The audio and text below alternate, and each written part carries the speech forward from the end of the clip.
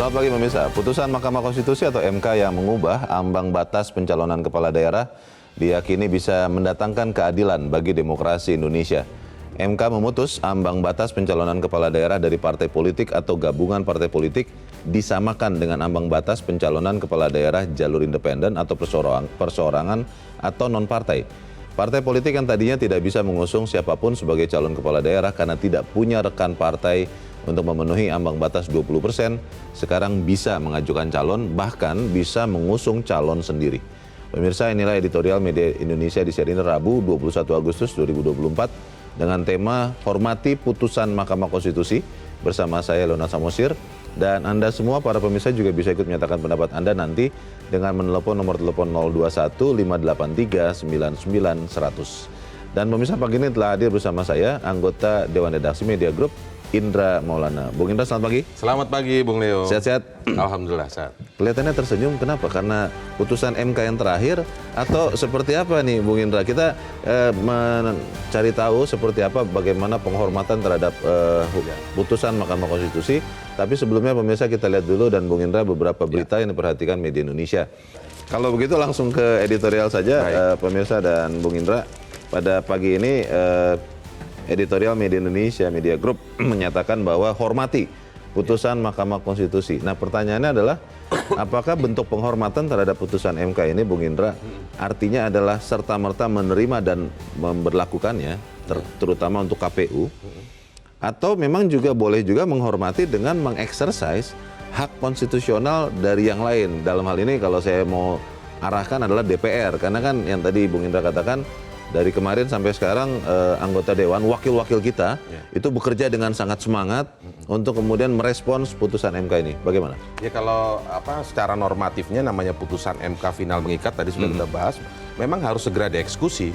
Kecuali dalam putusan MK itu kemudian menyebutkan ini berlaku di pemilu kada selanjutnya. Ada tanggal yang ada tanggalnya, ada karena waktu yang ditetapkan. Karena normanya itu kalau kemarin kita berbincang juga dengan pakar hukum tata negara ya, ketika putusan MK itu keluar atau diputuskan atau ditetapkan, maka berlakulah saat itu. Sehingga lembaga-lembaga yang berada di bawahnya, yang maksudnya menjadi pelaksana atau eksekutor itu harus segera menyesuaikan dengan peraturan di bawahnya, misalnya PKPU begitu ya. Nah, ketika tidak ada catatan, maka itu berlaku saat itu. Jangan sampai kemudian, karena ini beredar juga semalam nih, ada skenario berusaha Sasus ini bahwa putusan ini nanti akan diberlakukan di 2029. Itu bertentangan dengan putusan MK karena normanya ditetapkan maka langsung berlaku. Kalau dia ditetapkan kemudian ada catatan, baru itu yang dijalankan sesuai catatan itu. Nah, artinya final mengikat ya harus langsung dijalankan begitu, Bung Leo. Bahwa bicara soal demokrasi itu bisa mengeksersis, ini bukan kitab suci. Ya, satu hal. Tetapi tentu saja tidak serta-merta putusan MK keluar langsung ada eksersis. Ini kan tarik-menarik kepentingan politik dan ada kekacauan hukum nanti di sini gitu. Kan artinya nggak jelas lagi. Nanti ketika setelah mereka misalnya melakukan revisi yang menganulir putusan MK yang harusnya tidak boleh, misalnya begitu ya. Kemudian ada gugatan lagi ke MK. Ini kan makin tidak jelas hukumnya jadinya. Baik, kita akan bahas saja bagaimana kita bisa menghormati putusan Mahkamah Konstitusi itu, Bung Indra dan pemirsa. Inilah editorial Media Indonesia untuk hari ini, Rabu 21 Agustus 2024. Hormati putusan Mahkamah Konstitusi.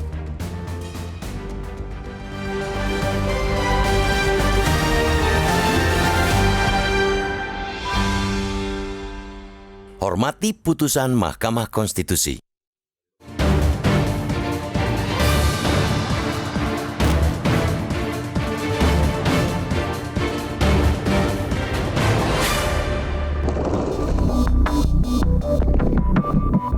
Putusan Mahkamah Konstitusi atau MK nomor 60/PUU-22 Romawi/2024 yang mengubah ambang batas pencalonan kepala daerah diyakini bisa mendatangkan keadilan bagi demokrasi kita.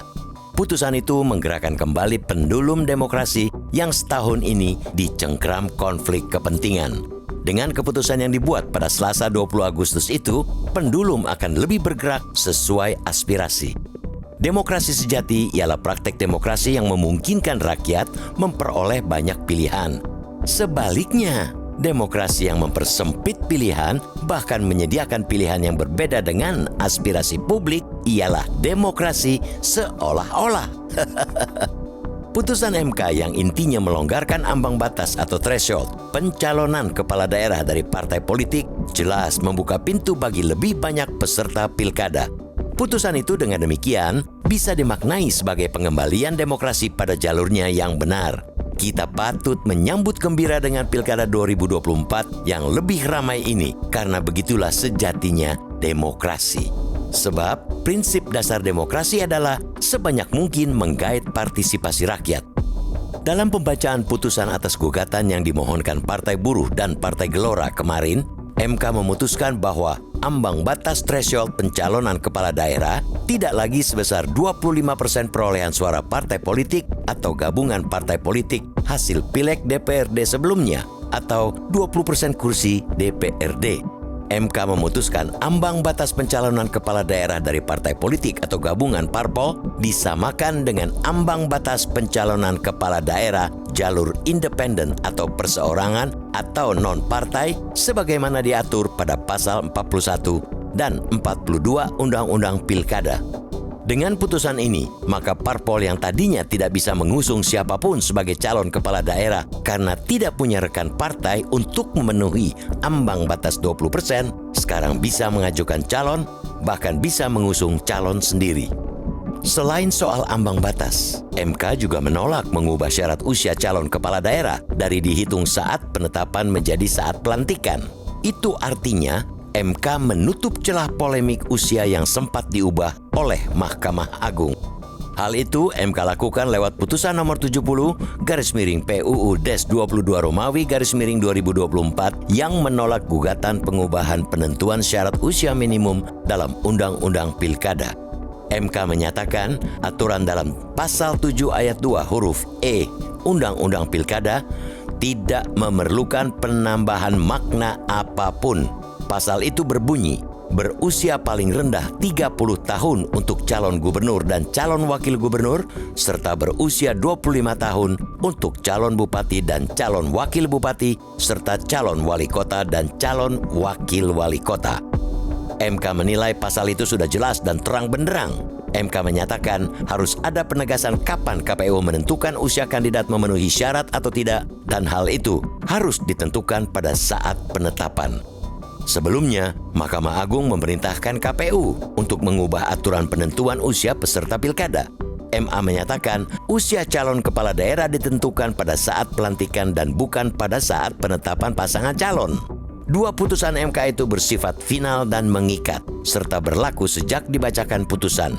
Final berarti tidak ada upaya banding lagi. Sedangkan mengikat berarti putusan itu wajib dipatuhi dan dieksekusi oleh para pihak yang berkaitan dengan Pilkada 2024. Karena itu, suka atau tidak suka, setuju atau kontra terhadap putusan itu, semua pihak mesti menerima secara legowo. Demi menjaga prinsip-prinsip dan keadaban berbangsa dan bernegara, semua pihak mesti rela menjalankan putusan itu. Apalagi Komisi Pemilihan Umum atau KPU selaku penyelenggara Pilkada 2024. KPU mesti segera menyelaraskan putusan itu. Mumpung masih ada waktu 9 hari menuju pendaftaran calon kepala daerah. Tidak ada celah bagi siapapun, terutama KPU untuk membangkang menolak putusan MK itu. Pembangkangan atas putusan hukum hanya akan membawa implikasi berkelanjutan baik berupa delegitimasi pilkada maupun tidak sahnya perhelatan yang memakan biaya triliunan rupiah itu. KPU, juga seluruh partai politik dan seluruh rakyat mesti sama-sama menghormati dan menjunjung putusan MK itu. Penghalangan dalam bentuk apapun terhadap pelaksanaan putusan itu adalah pengkhianatan pada konstitusi, juga terhadap demokrasi. Jika demokrasi tegak, pilkada berlangsung adil dan bermartabat, maka siapapun yang memenangi pilkada pada hakikatnya ialah kemenangan sejati, bukan kemenangan semu buah dari prakondisi. Itulah demokrasi yang bermartabat dan penuh keadaban.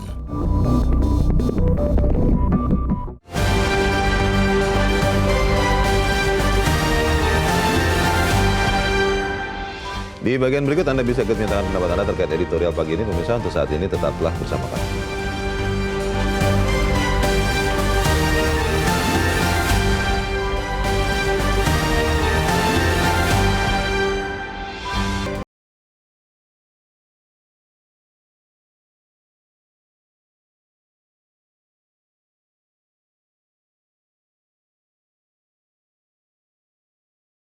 Pemirsa, dan sebelum kita lanjutkan diskusi kita, Bung Indra, kita mau bertanya dulu.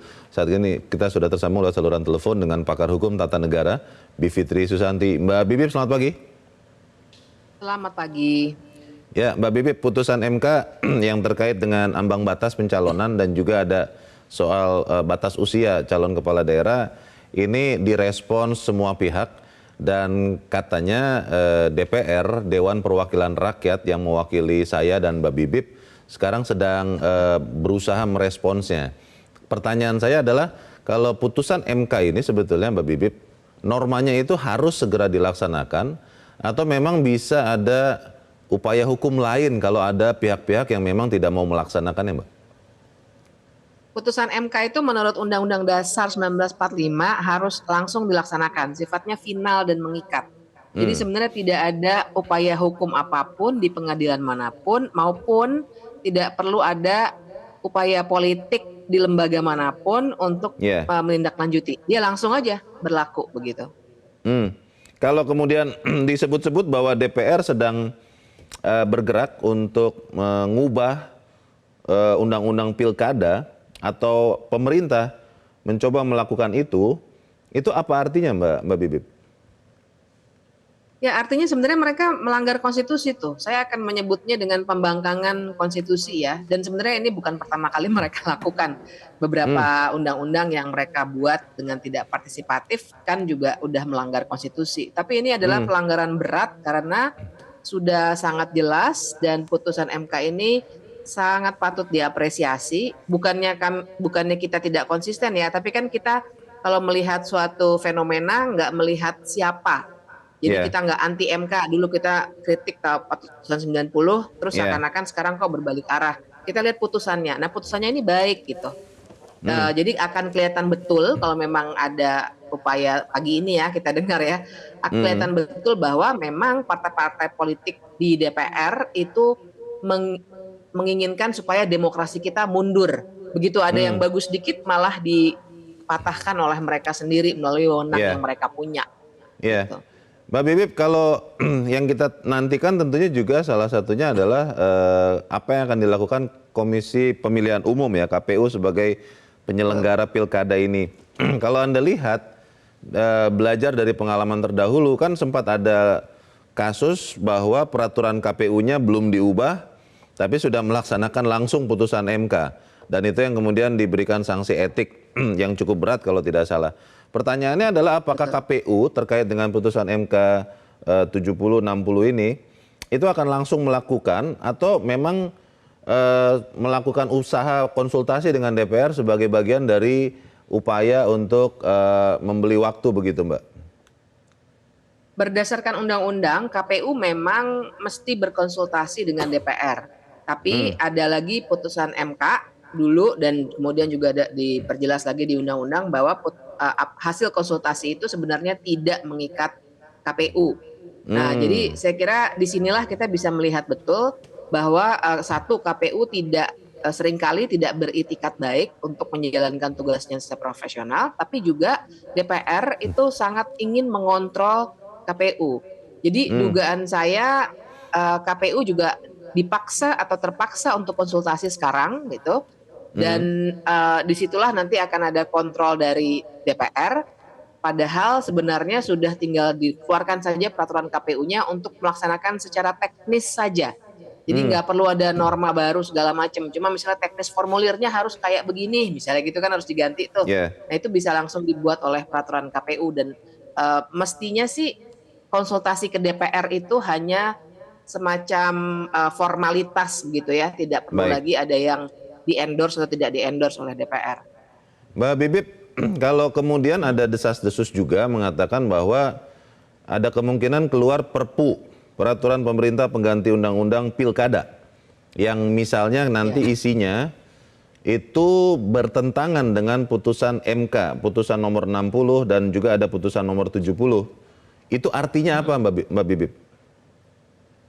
Ya, sebenarnya Perpu itu kalau kita lihat pasal 7 Undang-Undang tentang pembentukan peraturan perundang-undangan, levelnya sama dengan undang-undang, cuma dia belakangan disetujui oleh DPR-nya begitu.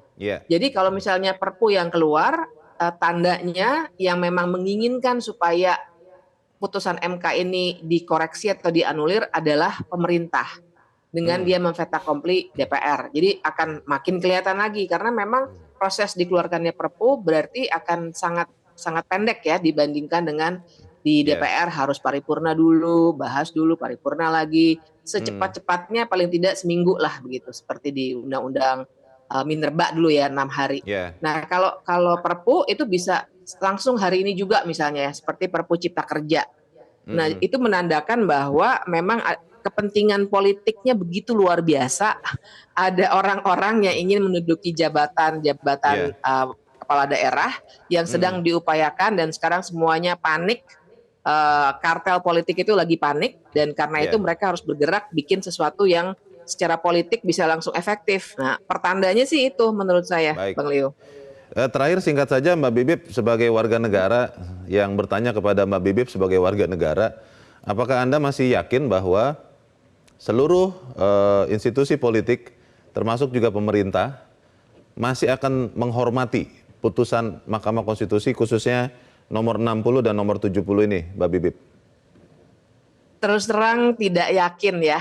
Jadi saya kira ini nanti kita harus kembalikan kepada warga sendiri. Kalau yang punya wewenang mungkin melakukan pembanggangan konstitusi, sebenarnya konstitusional juga bagi warga untuk menolak, untuk tunduk gitu. Karena saya nggak yakin itu yang terjadi, sudah terbukti beberapa kali putusan MK dan segala macam etika politik dilanggar. Kita doakan sama-sama supaya baik pemerintah maupun wakil rakyat dan kita semua benar-benar menghormati keputusan Mahkamah Konstitusi karena yang membentuk Mahkamah Konstitusi kan kita semua ya. Terima kasih Pakar Hukum Tata Negara Bivitri Susanti sudah mencerahkan kami pagi ini. Mbak Bibip, selamat pagi. Terima kasih, pagi. Mbak Bibip, Bung Indra tidak yakin bahwa akan ada penghormatan terhadap putusan Mahkamah Konstitusi, mungkin karena pernah ada presiden sebelumnya. Pertanyaannya, itu akan kita lihat lagi kah atau kali ini kita akan melihat bahwa yang kita serahkan amanat itu akan benar-benar amanah? Nah itu dia.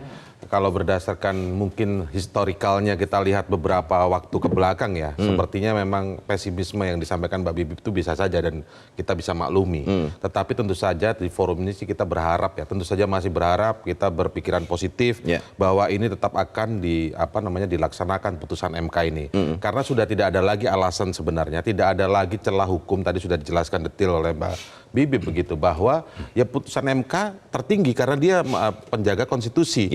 Bahwa tadi disebutkan ada skenario Perpu, skenario merubah undang-undang, merevisi undang-undangnya. Perpu itu ya undang-undang, peraturan pemerintah pengganti undang-undang. Kalau kedudukannya setara itu ya? Kedudukannya setara undang-undang, tetap di bawah Undang-Undang Dasar. Undang-Undang Dasar, putusan MK menjaga konstitusi Undang-Undang Dasar 45 begitu. Jadi sudah nggak ada alasan teknis hukum lagi sebenarnya. Kecuali hanya PKPU menyesuaikan. Teknis pelaksanaannya. Teknik pelaksanaannya menyesuaikan seperti putusan MK. Jadi hanya ada ruang untuk mengikuti putusan MK dan melaksanakan secara teknisnya. Hanya itu, tidak ada lagi yang lain. Nah, kalau itu sudah selesai dan sudah jelas, sebenarnya yang kita bahas hari ini hanya tinggal kita mempertanyakan, ada itikat baik nggak? Itikat baik dari KPU nggak? Tadi Mbak Bibip menyinggung, itikat baik KPU. Kalau kemudian pakai alasan konsultasi DPR, memang ada aturannya, tetapi konsultasi tidak mengikat. Namanya tidak harus diikuti ya? Tidak harus diikuti, artinya segera saja putuskan. Kalau memang pendaftaran pilkada itu tanggal 27, artinya dalam waktu dekat, sudah lakukan. Jangan ikut jadwal yang kita baca di sini, jadwal konsultasinya tanggal 26. Kan artinya kalau jadwal konsultasi tanggal 27 belum tentu ada. PKPU-nya kan begitu. Ini kan jadi apa, buying time tadi disebutkan oleh Bung Leo tadi. Sekarang kita tinggal kembalikan dan pertanyakan kepada publik, ini itikat baiknya ada nggak? Karena putusan MK ini, kalau kita lihat tadi pendapat Mbak Bibip, kita lihat pendapat Mbak Titi dalam halaman depan Media Indonesia bahwa ini adalah oase dari MK bagi kemarau demokrasi. Dan memang putusan MK yang putusan 70 ini membuat bahwa setiap orang, setiap partai politik dengan mudah untuk mencalonkan calonnya di pilkada. Karena apa? Prinsip demokrasi itu adalah sebanyak-banyaknya partisipasi publik. Baik itu sebagai pemilih maupun sebagai calon yang akan dipilih. Itu poinnya, Bung Leo. Pertanyaan besarnya adalah, Bung Indra, apakah oase, kalau menyitir tulisan Mbak Titi Anggraeni ya, apakah oase ini memang adalah oase yang real? Kalau bicara di padang pasir, Fata Morgana. sering menjadi fata morgana. Kita lihat air ternyata wah bukan air begitu. Karena mengacu kepada pengalaman sebelum-sebelumnya yang sekarang kita harus jalani, kan hal-hal yang tadinya kita pikir nggak mungkin, Betul. terjadi juga. Dalam kasus ini seperti apa Anda lihat? Ya kita bicaranya makanya kemudian frame-nya mungkin berharap ya Bung Leo, karena kita lihat beberapa waktu belakangan ini dalam konteks demokrasi kita, demokrasi prosedural pemilihannya, banyak sekali aturan diubah untuk menyesuaikan kepentingan kelompok tertentu. Tidak melawan undang-undang ya, tidak melawan aturan, tapi aturannya yang dibengkokkan begitu ya. Itulah yang kemudian disesuaikan. itulah yang kemudian sekarang muncul istilah legalisme otokratik. Wah, apa tuh? Seolah-olah sesuai aturan, padahal itu seolah-olah melanggar sebuah aturan, tapi sebenarnya ada aturannya loh. Pemilunya ada. Demokrasinya berjalan. Tapi ya begitu berjalannya. Itu yang kita tidak inginkan lagi. Makanya putusan MK ini menjadi oase bagi kemarau demokrasi ini. Bisa semua orang bisa terlibat. Dan sekali lagi ya, bahwa putusan 60, putusan 70 tentang usia itu tidak berlaku untuk satu dua pihak tertentu. Tadi disinggung bahasa hukumnya kan erga omnes, berlaku untuk semuanya. Semua orang. Semua WNI ya. Semua WNI, semua partai politik, insentif politiknya juga ada di partai politik. Jadi kalau sekarang partai-partai politik itu kemudian mau merevisi dan kalau memang desas-desusnya ingin bertentangan dengan putusan MK, itu merugikan mereka sendiri loh. Jangan dilihat ini soal Jakarta saja. Jangan ini dilihat soal Jawa Barat, Jawa Tengah saja. Atau Jawa Timur saja. Ini berlaku untuk berbagai daerah. Berbagai daerah. Jadi tidak untuk kepentingan pihak tertentu saja gitu. Pertanyaan besar kembali ya. Kan walaupun kita masih tetap sama-sama mengatakan Indonesia negara hukum. Pakai istilah hukumnya Rechtsstaat ya, pakai bahasa Belanda tuh. Tapi kita sangat melihat bagaimana kekuasaan politik itu bisa mengalahkan hukum dalam beberapa waktu belakangan. Dalam kasus putusan MK yang terakhir, apakah kita masih Rechtsstaat, negara hukum, atau kita sudah menjadi Machtstaat, negara kekuasaan? Tapi tahan dulu karena kita harus jeda dan bisa tetap bersama kami.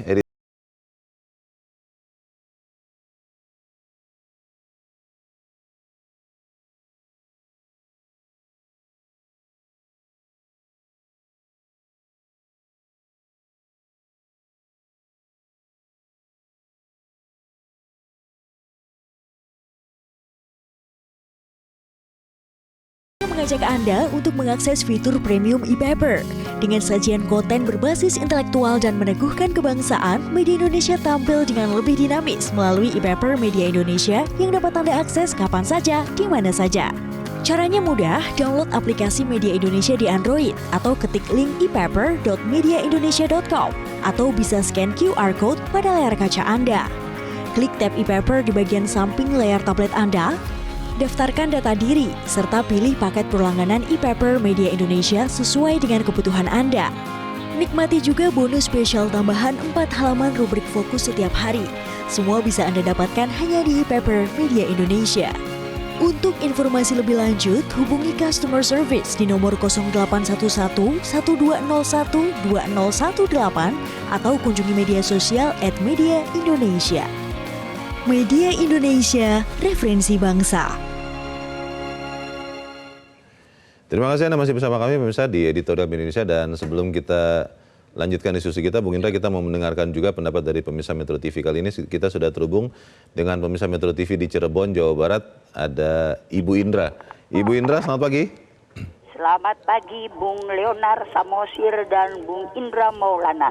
Assalamualaikum warahmatullahi wabarakatuh. Waalaikumsalam warahmatullahi wabarakatuh. Bagaimana Bu Indra? Silakan Bu. Iya, tadi Mbak Vivi bilang para calon yang akan mengikuti kontestan pilkada ini panik katanya ya. Nah, kemudian plek-ketiplek itu ada keputusan MK ya yang mesti kita hormati Bung Leo. Ya, karena pasti dikatakan final. Nah, kenapa fokusnya pada ambang usia? Padahal tadi yang pertama ambang pencalonan itu bagaimana Bung Leo itu partai boleh mengusung calon. Nah, itu ya. Nah, Tanpa saya jadi minimal 20% itu, Bu, ya. Nah, itu saya kok jadi tertariknya pada yang pertama itu tadi. Putusan 60-nya ya. Iya, karena Ibu Megawati kan berkali-kali Metro TV ini mengunggah itu Iya. merasa ditinggalkan kan, karena hanya punya 15 kursi itu Iya, kurang di Jakarta. Oke. Iya, sementara ada calon lain Anies Baswedan juga dia merasa ditinggalkan oleh partai PKS yang berbalik haluan. Nah, sekarang dengan adanya aturan Mahkamah Konstitusi ini, ya, apakah tidak mungkin kita lihat Anies Baswedan bisa muncul sebagai independen dan atau bahkan mungkin PDIP bisa mengusung Anies Baswedan. Nah, itu yang ingin dilihat oleh kami orang awam ini, sehingga itu tidak akan melanggar keputusan MK. Kali ini kita bisa hormati keputusan MK itu dan kita bisa bilang, Mak Dikiple KPU hebat kali ini. Terima kasih. Assalamualaikum warahmatullahi wabarakatuh. Waalaikumsalam warahmatullahi wabarakatuh. Terima kasih Ibu Indra di Cirebon, Jawa Barat untuk pendapat Ibu. Selamat pagi. Di belakang Bu Indra ada Pak John Veto di Batam, Kepulauan Riau. Pak John, selamat pagi. Selamat pagi Bung Leo, selamat pagi Mas Indra, salam sehat selalu. Ya. Salam sehat, silakan Pak John. Silakan Pak. Ya, hormati putusan Mahkamah Konstitusi ya. Sebenarnya keputusan Mahkamah Konstitusi udah otomatis dia harus dihormati Bung Leo, Bung Indra ya. Karena dia final and mengikat, ada lagi tidak ada lagi bisa diutaati ya. Sekuat apapun apanya. Kalau ada juga unsur nak mutaati, nah apa kan ini itu yang namanya tersumbatnya mandeknya demokrasi. Ini munculnya apa nih? Keputusan nomor 60-70 dan karena apa? Demokrasi itu memang kita udah dipertontonkan yang udah tidak sehat. Kenapa? Ada pembukaan saldi Isra itu. Kalau bahasa daerah itu, Basuluh Jematuari. Kalau Basuluh Jematuari itu yang tertinggi. Yang tertinggi itu kalau yang tertinggi itu kalau udah nggak perlu lagi kita pakai lampu lain, itu maksudnya. Baik. Kalau udah Basuluh sama Matuari. Jadi ini Bung Leo, ini pasti ada lagi gerakan-gerakan ya. Tapi gerakan-gerakan tidak akan berhasil untuk menggagalkan ini, untuk merubah apa ini. Tapi alhamdulillah sekarang masyarakat udah pintar seluruh Indonesia. Dan ada yang digadang-gadang kemarin ada berapa ada 35 apa mungkin melawan kotak kosong. Sebenarnya bukan kotak kosong sebenarnya, kolom kosong ya, dimasukkan ke kotak gitu kan. Jadi jadi ini dengan putusan MK nomor 60 dengan 70 kan terjawab sudah bahwa di Indonesia ini memang betul-betul dinengokkan negara demokrasi. Ya, hidup demokrasi itu hidup kembali. Kemarin kita memang udah redup berapa hari. Tapi tanggal 20 kemarin tuh ada apa besar dua, satu di Golkar, satu di MK. Di Golkar itu dia mengadakan munaslup kan. Jadi ini syukurlah ini kado bagi dari MK untuk negara Republik Indonesia dengan keputusan dia kemarin 60 dengan nomor 70. Ya kita mudah-mudahan ini kita buktikan sampai tanggal 29. 27, 28, 29 kan itu apanya? Untuk pendaftaran kepala daerah. Saja. Terima kasih. Assalamualaikum warahmatullahi wabarakatuh. Waalaikumsalam. Terima kasih Pak John Veto di Batam, Kepulauan Riau untuk pendapat Anda Pak. Selamat pagi. Di belakang Pak John ada pemirsa Metro TV di Manokwari, Papua Barat, Pak Max. Pak Max, selamat pagi Pak. Selamat pagi Bung Leo, Bung Indra, selamat pagi Metro. Selamat pagi. Selamat pagi Pak Max. Silakan Pak pendapat Anda Pak. Kebetulan lagi mobile ini. Yang jelas begini, kita sudah keluarga negara, kita patuhi keputusan Mahkamah Konstitusi. Ketika sudah diputuskan, mari kita laksanakan. Ya, saya hanya mau soroti teman-teman di DPR. Tidak usah muncul dengan dua opsi, kemudian kasih solusi bisa diberlakukan 2029. Tidak ada kalimat dalam amar putusan itu yang mengatakan nanti dilaksanakan 2029. Ketika itu diputuskan, dengan demikian laksanakan. Nah, hanya yang saya khawatir, ini ada kekhawatiran. Jangan sampai ketika memberikan kesempatan untuk semua partai politik bisa mengusung calon, Dan ini kan orang akan ngerasa gerusuk semuanya, iya kan? Nah, jangan sampai KPU juga karena diminta untuk segera membuat PKPU berdasarkan keputusan MK nomor 60 ini, dengan demikian saya ragu apakah pilkada serentak gubernur, wakil gubernur, bupati, wali kota ini bisa jalan sesuai jadwal. Jangan sampai kemudian ada sedikit kemunduran, dan ini yang harus diantisipasi oleh KPU. Ya kan? Jangan sampai ada sedikit kemunduran. Nah, ketika pemilihan ini terjadi kemunduran, mengganggu tahapan-tahapan jadwal tahapan yang lain gitu loh. Iya, betul. Ya kan? Ya, itu yang harus diperhatikan oleh teman-teman di KPU, kemudian teman-teman di Dewan, lakukanlah apa yang merupakan keputusan MK, tidak perlu muncul dengan berbagai opsi dan dengan berbagai pengetahuan yang merasa bahwa saya punya pengetahuan hukumnya. Nggak usah. Ya. Patuhi dan laksanakan. Terima kasih Bung Leo, Bung Indra, terima kasih. Selamat pagi. Terima kasih, Pak. Selamat pagi, terima kasih Pak Max di Manokwari, Papua Barat untuk pendapat Anda. Selamat pagi Pak. Menarik untuk menggarisbawahi tadi yang dikatakan Pak Max ya Bung Indra, bahwa jangan sampai menggeser jadwal pilkada, tapi kita harus jeda dahulu. Dan pemirsa tetap bersama.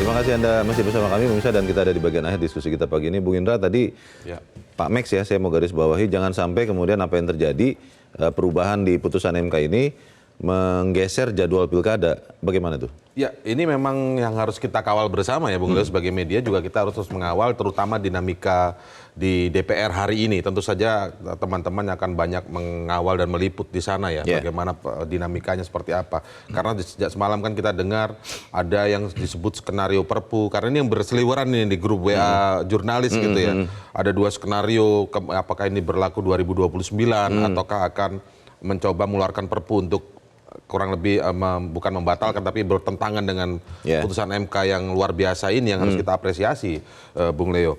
Nah, dan pastinya ini harus berjalan. Selain di DPR, kita harus mengawal di KPU. Di KPU ini harus kita kawal bagaimana respon KPU untuk segera reaktif memfollow up putusan MK, baik putusan yang 60 maupun putusan 70. Tepatnya sih putusan 60 ya. Karena putusan 70 itu jelas-jelas menolak tafsir yang lain. Jadi nggak boleh ada soal usia itu ditafsirkan selain dari penetapan saat dicalonkan, usianya minimal 30 untuk pilgub, dan untuk wali kota, bupati adalah 25. Nah, itu yang harus kita jalankan dan kita kawal. Dan kita perlu ingatkan lagi bahwa ini putusan yang luar biasa, yang membuat partisipasi publik dan berlaku untuk semua partai, semua calon. Syarat-syaratnya masih tetap ada. Kan kita lihat tadi di huruf ABC-nya di pasal 40 itu disesuaikan seperti pasal 41 yang calon perseorangan, tergantung daerahnya. Kalau misalnya seperti Jakarta ini dengan DPT-nya 6-12 juta jiwa, maka dia adalah 6,5%. Tetap ada syaratnya, ada syaratnya. Jadi tidak bisa juga seperti yang digambarkan kurang lebih tadi seperti Pak Max, bahwa semua langsung bisa maju sehingga kebingungan KPU-nya enggak juga. Memang tetap masih ada syarat, dan ini bukan untuk perseorangan ya, perseorangan sudah tutup, sudah selesai. Jadi ini untuk parpol sebenarnya. Dan gabungan parpol. Ya, gabungan parpol. Jadi itu yang harus kita kawal, kita harapkan indikasi baik, dan mungkin hari ini perlu kita catat juga siapakah hakim-hakim yang menyetujui ini. Jangan sampai kemudian ke depan di saat yang berbeda ada upaya-upaya yang tidak baik dengan tangan-tangan kekuasaan tanda kutip menyingkirkan orang-orang negarawan ini, hakim-hakim negarawan ini. Kita catat ada Prof. Saldi dan beberapa hakim yang lain gitu kan. Pak Soehartoyo ya.